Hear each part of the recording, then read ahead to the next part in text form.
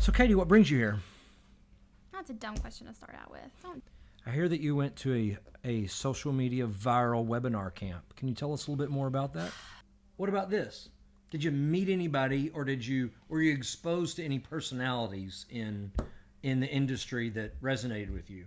Yes. So there were amazing speakers at the conference. I was really, really impressed, because sometimes when you go to conferences, the people they have are really well known, but they don't really want to give you any information. They don't really tell you anything that you really want to know. They just talk about themselves a lot.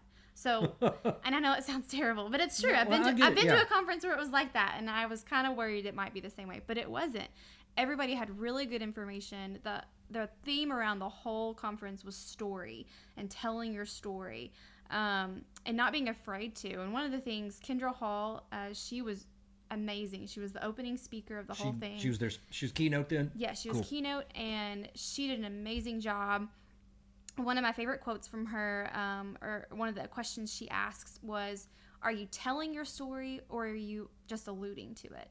And I think a lot of times when in marketing, we tell a story, but sometimes that telling is actually just alluding to it.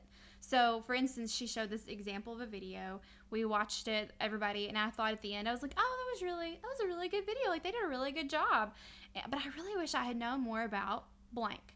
Mm-hmm. And so then she goes, okay, how many of you thought that was a good video? A lot of us raised our hands. She said, well, let's watch the next one. And the next one was all about that one thing that stuck in all of our heads during the first video that they never expounded upon, because that was the true story of the company. Man, what causes that?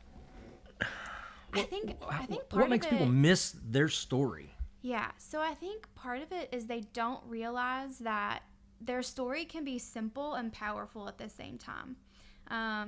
Like that book that we're reading, and it talks about the curse of knowledge, and how once you already know something, it's really hard to think about it from a perspective of, I don't know it.